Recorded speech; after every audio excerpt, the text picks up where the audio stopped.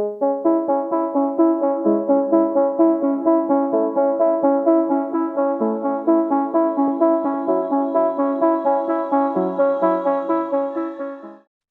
everyone. My name is Zoe Saldana, and I want to thank you so much for being a part of this conversation that I have been asked on behalf of Liberatum to have with Dr. Michelle Tom. Um, my hope for this conversation is for it to be moving and deep and heartfelt so that we can discuss with humility and love and openness and curiosity topics that are of incredible urgent care and consideration so that we can come together as a united human nation, especially here in the United States, and figure out ways to help communities, organizations, and nations that are in desperate need of attention, of just equal and fair assistance. And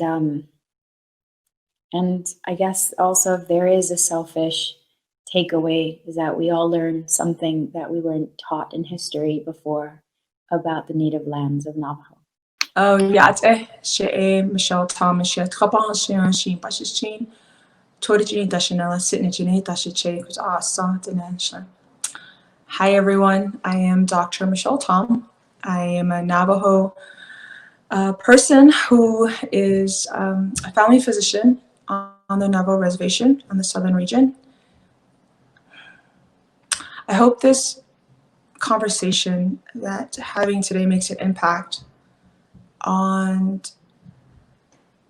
the eventual funding and recognition of the Navajo people so that we are treated with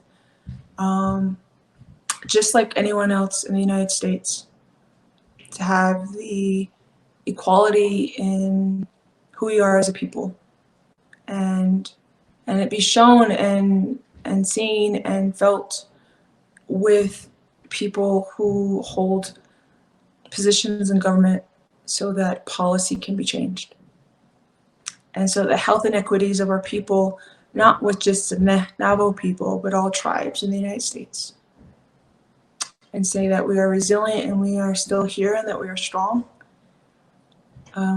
And preserve every part of who we are as a people, in our culture, in our language, all the way down to the songs and drums of who we are when we arrived on Mother Earth. And this is what I hope for. I thank you so much for making time that you do not have right now at this moment, just to have this conversation, to bring awareness to not only the tribal nation of the Navajo, the Dene, but also to update us all on just how COVID has been, how your tribal nation has been reacting to COVID-19, how you as a physician are viewing your people and your nation, and what you think is the call for action that we will need, obviously. But I just want to start by saying thank you and getting to know a little bit more about you, because you sound to me like an extraordinary person. Well, I appreciate words, and thank you for hosting. It's amazing, and for Liberatum, it is such an honor to be on a platform such as this and to get the story of the Navajo people out there. And so it's just huge for us, as myself as a Net person, and for our nation and all the Native American tribes in the United States and in North America, actually. So thank you for having me on. Thank you. And I just want to start by just having a little bit of a history on you. I know that you grew up in the southern region of the Navajo Nation, and after your medical training, you returned home to practice general, family medicine. Mm-hmm. And now you've been transitioning and working in the ER rooms of two facilities right now, Mm-hmm. simultaneously with all the COVID-19 patients that are arriving. And how are you? I am, I can't downplay the mental, physical, and spiritual fatigue of this. And not this just myself, but for all of the fellow people who are are literally on front lines, the nurses who are taking care of the patients, the ER docs, urgent care, the hospitalists, the ICU nurses and docs. Like, it is something that I believe all of us have never really probably thought in, something like this in the United States, right? Because we're a first world country, we have the best healthcare. For it to become at this level for us right now, and it's hard. Initially you have all this energy, but now we're literally into 3 solid months, and it's not slowing down. And initially it was okay, but now it's like it's really mentally, physically, and spiritually draining, and doesn't seem like it's letting up. So I think there's a call for people to check on our first line workers. I feel myself that I'm a pretty strong individually, mentally and spiritually, but I have it come in waves. So that's how I'm doing. Overall, I can't say too much because I'm healthy. Yeah. I have great family and friends. So above all, I think I'm just blessed to be in this position now. And yeah, can't too much into much more than that. So Of course. How, I know that you're pulling 36-hour shifts, and what is it that you're witnessing right now as a doctor, as a first responder, that's happening in your tribal land? And because right now, what I was reading in the papers that we were sent is that the Native American territory has the highest per capita COVID infection rate in the US, surpassing New York and New Jersey. And that was just 3 weeks ago, when New York and New Jersey were in one of the highest, the states that had the highest rates. And now I'm witnessing California, going through that, in Texas now with this second spike. Is it spiking also in where you are? I think for the first time, we as providers feel it, the surge. Maybe other parts of the country and you're in your second wave, but for us, we're still in the first. We're very much still in the first. I do 24-hour shifts on the weekends every Saturday since we've started back in April. Wow. And this Sunday it was the facility was full. As myself, as a small low acuity hospital, we had COVID and non-COVID wing, and we were full. We couldn't accept anybody else, which in a sense really mentally saddened me, because I knew anyone who else was coming in would have to travel an hour and a half by chopper if they needed acute care. Stabilize them in the ER with their ER docs, but as a hospitalist, I couldn't take anybody else. And now they'd have to travel an hour and a half to get possibly a needed treatment, or they now have to leave home. And once you're COVID positive, once you leave, no one else can enter your room. And now you've left home into somewhere else that no one knows you. I think that's hard for me to understand. Not just where I work, but all of the facilities on the Navajo Nation. How could you imagine yourself being in the hospital and you think you're home, but now that you have to leave? You have to leave, and no one else can see you. And you mentioned that a lot of these people that are leaving the reservation to seek, they don't speak English, they only speak Navajo. Yes. We still are very strong in our language and our culture here on the Navajo reservation. And I myself have a lot of Navajo speaking only patients. And that's when it gets super hard. And any person in their own language, that feels home to them. That's who you are. That's what gives you strength, because you understand word differently versus the English language. Maybe it be a Spanish language or a French language. There's certain words that you need to hear to give you this strength. Mm-hmm. And if you're going to a facility and they don't speak Navajo and that's all you speak, then you're almost like you are essentially in a foreign land, Yeah. getting cared for, and you don't get to see your family. How do you communicate at that point? Yes. And that's heartbreaking for me to understand or even comprehend that. I couldn't imagine. When you said, I hear you. When you said that the both facilities that you are currently working at right now in urgent care and the emergency room, when they're overcrowded, can you explain to us how big are they? Right now, we have 2 facilities in our area. We don't have, we have the outpatient urgent care, where I go and when I need to go there to admit patients to the hospital. We have 2 ventilators there, probably about 6 beds, but it's an urgent care. It's not a true ER. Our only true ER is another partnered low acuity hospital, and they have about 10 beds there with 1 ER doctor in the day. It's very rarely that we have a nighttime ER doc. ER docs are in high demand right now, and right now we have one during the day. We'll have a physician assistant or a nurse practitioner who's kind of trained in that. And so, yeah, I see a lot of the patients when I'm going from the hospital, admitting them into the hospital. I'll go see them in urgent care and the ER. So you say you have, what you mean, 10 ICU beds? Is that what you have? No, just regular beds. Just Regular beds. We at our low acuity hospital do not have an ICU unit. We just Wow. have regular low acuity. So anyone who needs ICU care, no matter what, has to travel an hour and a half by chopper out.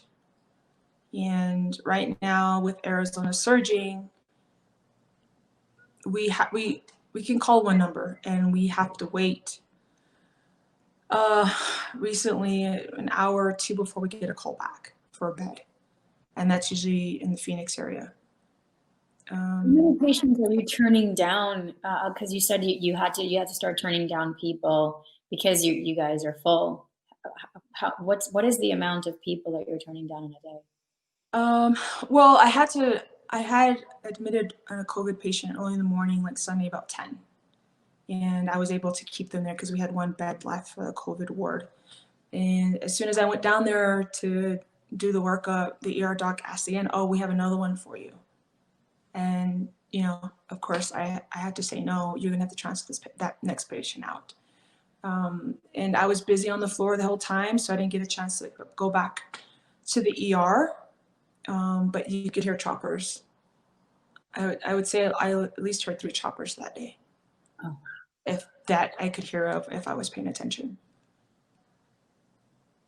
I wanted to ask you, in your opinion, and also your experience being from Navajo Nation, what what are the reasons that are attributing to the numbers being so high for COVID and in your lands?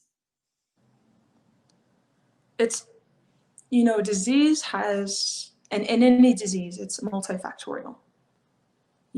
Ours stems to even something even more. We know COVID is by touch, touching something, a surface area of the person, and transferring it to your mouth or your eyes, or you're breathing it in.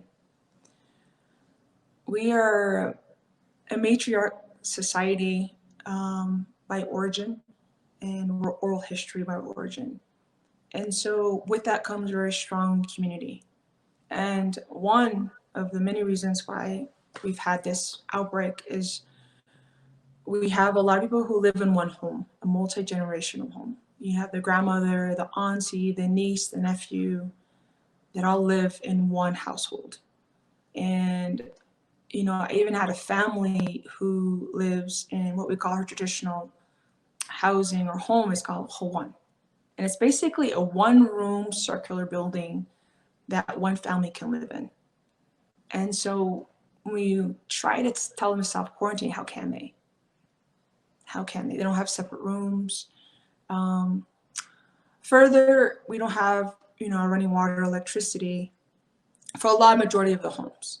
There are some, but our infrastructure as a whole as a nation lacks that. So you tell people to stay home, but they have to leave for food. They have to leave for water. They have to leave to, do the laundry. So they expose themselves every time they leave their house. We don't have the luxury of having home deliveries for food or for packages.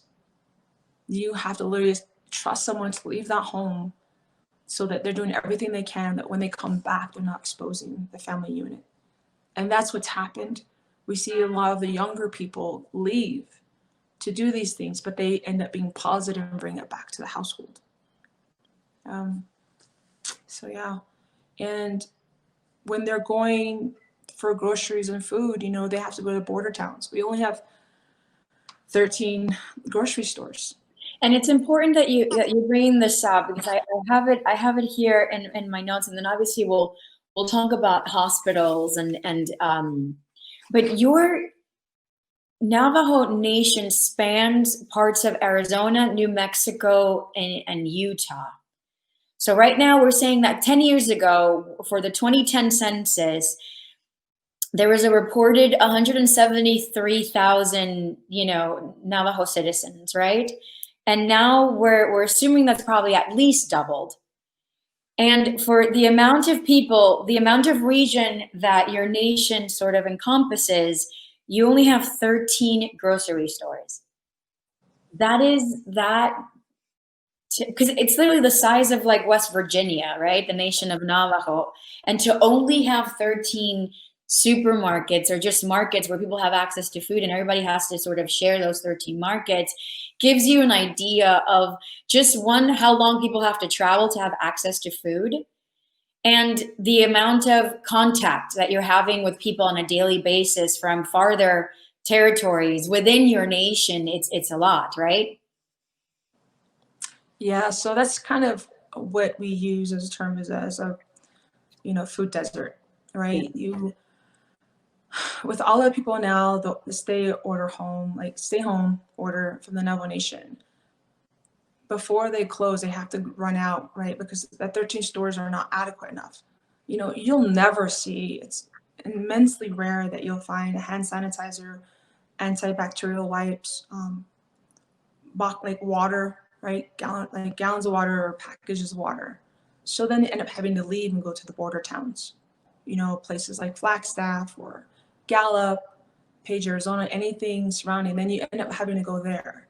Well, the people there are also grabbing all these things. So it's even rare again to be able to get those things. And in these stores, you're allowed one item per household. Wow. You see these signs everywhere. So even if you want to stock up, but now you have, you can only get that one package of water because that's only allowed. So how many times now do you have to go back if you have a house full of people and you've only allowed one person to go? Wow. So it's hard, and it's not nutritious as well, right? And we have some fast foods in the Navajo Nation on top of that, which isn't going to really help. So you don't have access to, if 35% of your population does not have access to running water, then that also means that they don't have the ability to grow and to keep their own livestock, to grow their own farm. So that in a way, it's, the resources are so scarce that it's just hard. It's just hard for self-sufficiency to be succeeded, correct? Especially now when there's a massive pandemic. And let's get to healthcare too, because I know that you studied abroad per se, even though you grew up in your in your land, in your tribal land. You went to the University of Arizona, where you played basketball, and there you studied microbiology, and then you moved to Florida, where you continued your medical studies, and then you did your residency in New York, in Southampton. And when did you decide to move back, and why? Well, it was Arizona State University, so we get the University of Arizona. Yeah. No, but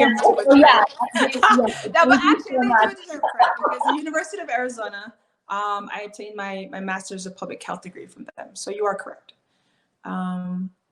So it's only been, I would say, about a year and a half since I've been home. And to study abroad is truly what it felt like when I left the reservation, because I came from a matriarch society. I spoke Navajo. I saw people who looked like me, talked like me, same experience. And I remember leaving at the age of 18. And that's probably the only time I lived here after residency, is that it felt like that. You go into a matriarchal society, you go into a very white dominant profession of Western medicine. But the goal was always to try to study as far away from the reservation so that I could always project possibly what could come home, and that was infectious disease. That was seeing how I could see a streamline how things were coming and approaching to our doorstep. And so that's why, I got accepted to medical school in Arizona. I could have stayed in residency in Arizona, but I felt that the world really accumulated in like Florida, right? New York and New Jersey. And so no matter how hard it was, and I didn't know anyone in any of those states, and I spent years there, the sole purpose was to learn as much as I can, because it was immense in diversity, which I loved. I met so many amazing people, just living with them. I lived right by Little Haiti when I was in Miami. I loved it. and I lived in New York and Southampton. And yes, it was the Hamptons, but it was the people there during the non-peak time of the migrant workers and those who were really the caretakers of the land. And the Shinnecock Nation that was literally a mile away from me, which is a tribal entity in Southampton. That was their homeland. And I was able to treat them. I was able to treat them as well as New Jersey. And was able to pick the brains of the attendings who went to like Penn State and to Harvard, because you can get as much book smart as you can, but to gain experience and knowledge from those who have been practicing medicine, to say, well, why did you pick that drug versus this drug? That's why I went. And diversity of different diseases and the people, to get the cultural experience, to know how people live. And I think when you find out how people live, we all have the same heart. We all have the same body. And I appreciated that the most, I think, of all my training, to see how beautiful the world is, and then gather what I could so I could bring it home. So there was something that approached our doorstep. I was familiar with it already. How has your practice changed since you've been back? You were practicing, I would say, a good year before COVID kind of, came and swept us all. What are the major changes that you've seen from your practice a year and a half ago to now in this past 4 months? It's drastically different. I went to family medicine to really build a relationship with the people. Having hands-on, I'm an osteopathic physician, and I like to gain a relationship. Well, how many kids do you have? You have any dogs? What do you like to do for fun? Because I think you gain a trust that way and a respect that way from the patients that you're having partnerships with. And really putting hands-on about doing a truly physical exam to feel out different diseases and how they're feeling. And that's different now. I can't have those long conversations anymore. We've just barely started to have clinic again, but it's still very different. It's still very almost hands off, because we have a lot of asymptomatic carriers of COVID-19. So our visits are still 6 feet apart. I'm in the hospital, right? And I have my COVID patients, and they don't even know what I look like, because I have full PPE. How, as a family medicine doctor, that's the soul of what I wanted, and to spend time with them, get to know them. I don't have that anymore. They don't have that with me anymore. They're telling you these stories, but how can they, if they can't see, your facial expression. I think that's how we connect as people. Yes. Right? How do they know what I look like? Do they know that I'm smiling? Do they know like I'm giving a look of hope or understanding? They don't get to see that anymore. It's hard for both of us, the patient and for the doctor. It's different. What has been the hardest for you right now to practice as a doctor?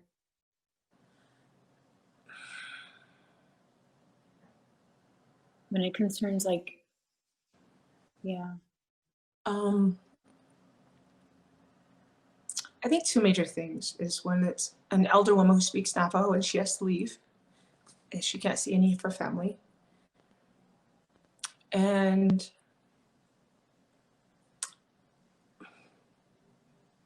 when a patient's scared and they're asking you what else they can do and they don't want to leave. They don't want to be transferred out. They don't want to be intubated. And there's nothing you can really do. And then they're asking, oh, what can I do now? What can I do now? And it's like, I have no answers for them. That's the hardest. And I can't keep them because we don't have an ICU facility at our location. Let's tap on that too. When it concerns the resources that you are lacking, what are those? Because when I spoke with you a couple of weeks ago, and I know this is very difficult for you, so I thank you so much for sharing with us. There's very little that we know out here about what is really going on in your tribal lands and why you as a doctor, you feel impotent to help. What are those factors? How can we help? What is it that you don't have today that you are in dire need of that I know will help you guys, when it comes to treating your patients? We have acute needs like right away, and then we have the long-term goals.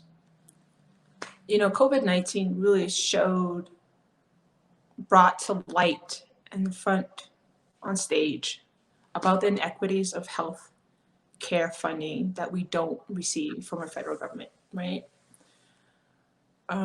It just expanded that, our health, like our water infrastructure or our food desert with inadequate food supply, our access to healthcare.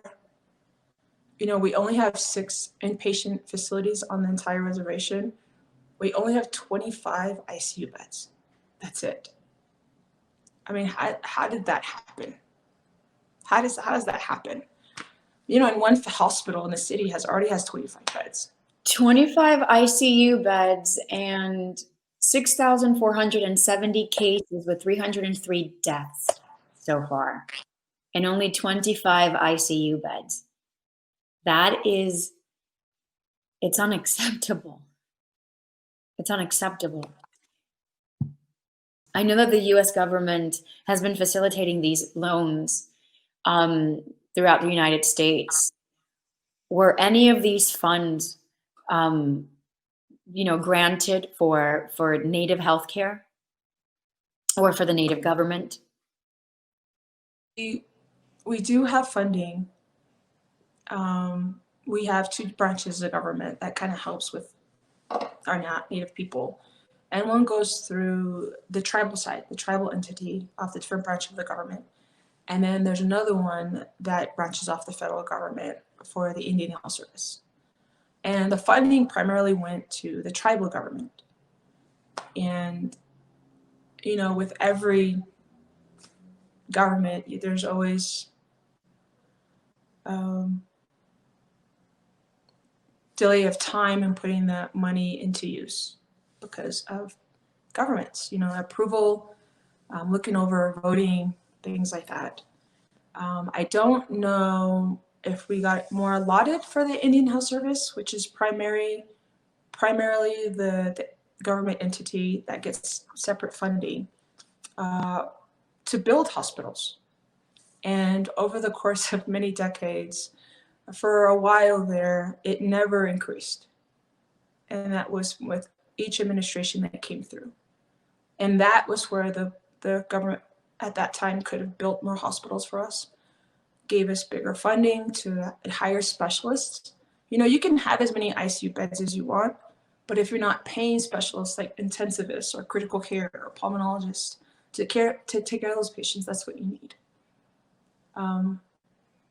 And even now, we only have 25 beds, and so It's how can you? it's just bananas. You just inspired me. Like now, for me at least, the call for action is to encourage the Indian government to also just expedite these funds so that you guys immediately have what you need. 25 ICUs is just it's unacceptable. Also, why haven't you received the assistance of like organizations like Doctors Without Borders? They have been. They've gotten Doctors Without Borders. We also got the University of California, San Francisco. But again, it's the facilities, right? We don't have the facilities. We can get as many people in, but if you're only going to have so many beds with the infrastructure to care for those patients, that's where you're limited. Mm. You know, we can't just put like a bed there and say, "Oh, doc, do what you need." The doc needs everything, right? You need ventilators, you need in the intensive care unit nurses, you need the engineering to create an ICU room, and that takes time. That takes time. That way, you know, time is of the essence. You know, you and me, if we're big in the big city, we get to the ER, you're worked up, you have imaging, you have everything done within the hour. Yeah. You know, you got everything stabilized. I can get you back on the ICU floor within 30 minutes. And on my way there, I'm calling the cardiologist. I'm calling the intensivist. Hey, this is what's on the imaging. This is what I see. And they're already up in the ICU room with one-to-one with an ICU nurse. We don't have to rerun anything. And getting intervention immediately saves lives. It dramatically decreases mortality and morbidity. But out here, if those 25 beds are used, now I'm gonna have to call a facility. It's like takes an hour. It takes another hour to get the chopper there. It takes an hour and a half to get somewhere there. And then when you get to the ICU facility, you have to run all the labs again. And then the risk of just transferring to critical patients. You're changing partial pressures of oxygen in the air. They may or may not be intubated. What if it moves? You know, the tube moves, or the pressures of your body is such at a critical state is so vulnerable to change in your pressure. Now you have to put them in the air and change and move them all over the place. In residency, we used to have a group meeting with intensivists, myself, and maybe another doctor. Okay, this person is a CT, and we're on the 4th floor. Do we move them? Should we move them, or should we wait till tomorrow?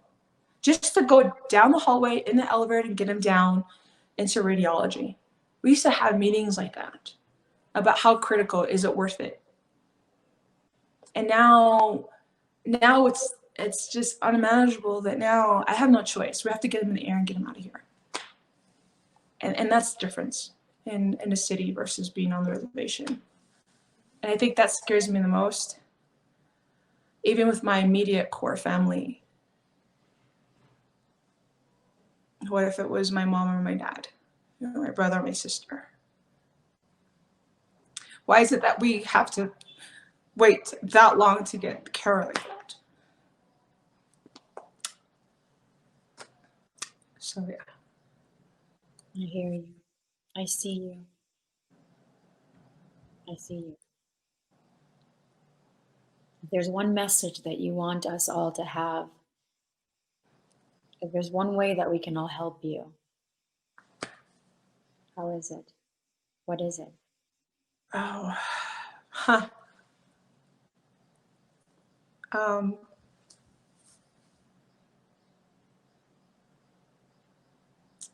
think with the movement of everybody, with Black Lives Matter, with you know, LGBTQI, marginalized people, is just to be seen and know about the inequities we've had for decades, and we're the first people of this land.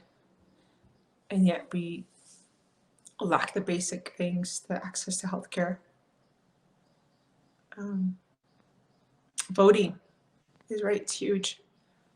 About getting the right people in the right place to give us more funding. There's not forms of so much genocide on our people since day one. And yet we're still here, and it gives me good pride and strength that, yeah, we're still here. We're very much alive. We're very strong. Is for the first time giving us a voice, backing candidates that it can help us get there, and bring equality for everyone. We're not all equal until we are all equal.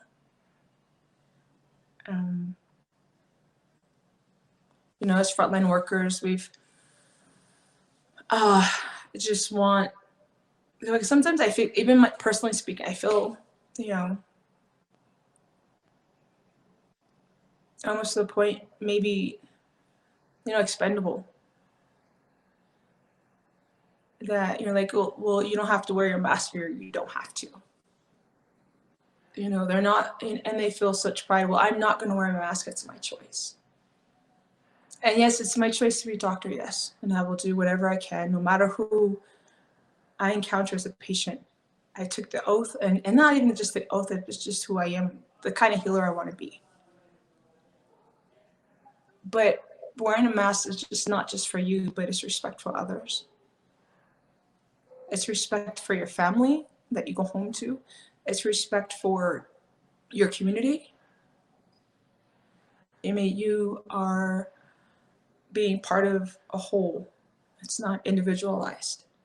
And so I think those are huge things for people that are now displaced from home. I have not lived with my family for 3 months. Why do I have to do that? Why should I need to do that? And then people walk around without masks, and they're being out in public, and they may not feel anything. And they may just be fine. And that happens very much. It happens very much, like, a lot. But you could be a carrier and you take it home, and someone else gets sick.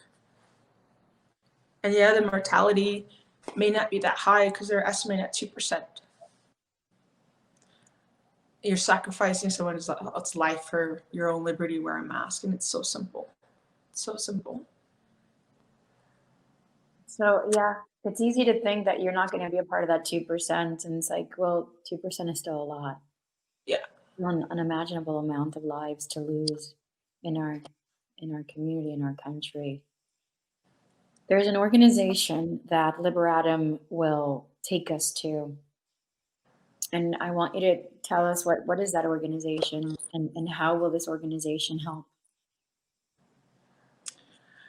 So I, thankfully, with my great colleague and friend, Dr. Crystal Lee, she has a doctor in public health. We've known each other for such a long time. She put this organization together called United Natives. And basically, it is a nonprofit organization where we try to bring awareness about Native American issues, not just the Navajo tribe, Dene tribe, but all tribes. And I asked if I could be a partner in that, because I knew possibly that I could do more aside from being a doctor. As a frontline worker, that for a while there, we were lacking so much PPE, right, on the reservation. Supply and demand were extreme highs for medical grade PPE. We're competing against other major facilities in New York, now Texas, now all of Arizona, which are huge states, right? And then these are essential items that we need to do my job so that I stay protected, and not just me, but also protect the patient. I see so many COVID patients when I'm doing car triage and urgent care on the hospital floors, that I have to protect them from me, and then they to me. And eventually, I don't want to take that chance for myself. I've had colleagues who've gotten sick. You know, we have other physicians that have died from COVID, very young. We had a physician who was 30 years old, and she's younger than I am, and she was intubated. She's fully healthy. Do I want to take that chance? No, I don't. So the organization initially is for frontline care workers. On the reservation where I gather donations, medical grade PPE and community-based PPE, so we can get it into the community as well. As a doctor, what do I do to stop the virus as best as I can for the community, for the public health awareness?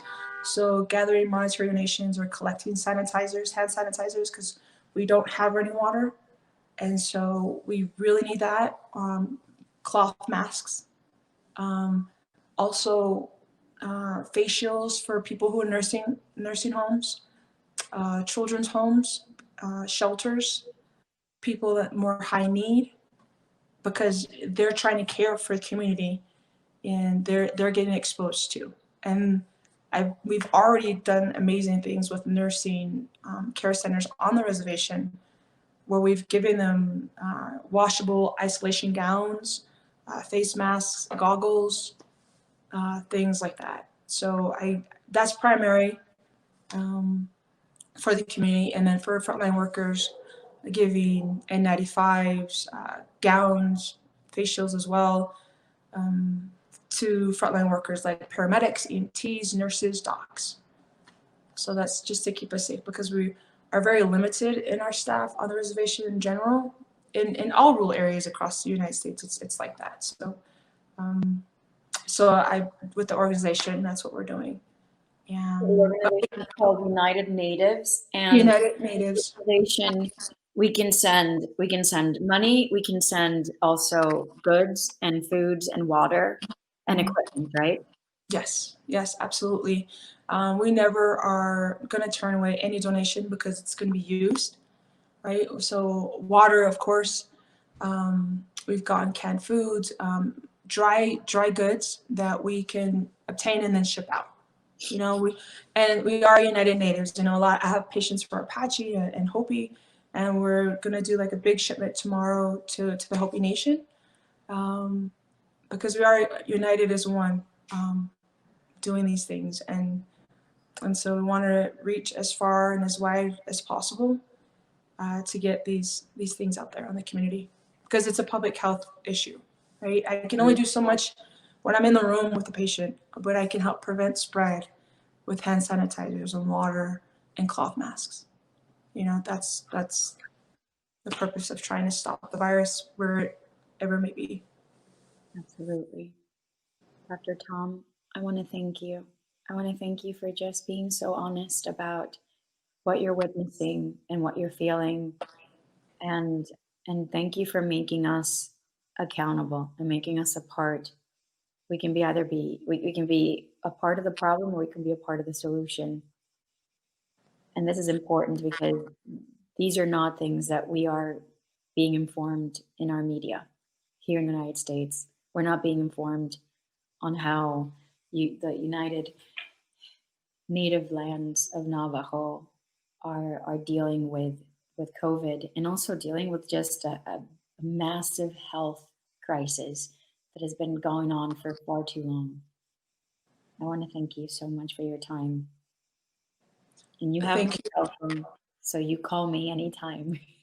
You probably don't want me to do that. You probably, Yes, I No, it's heavy. No. I appreciate your questions.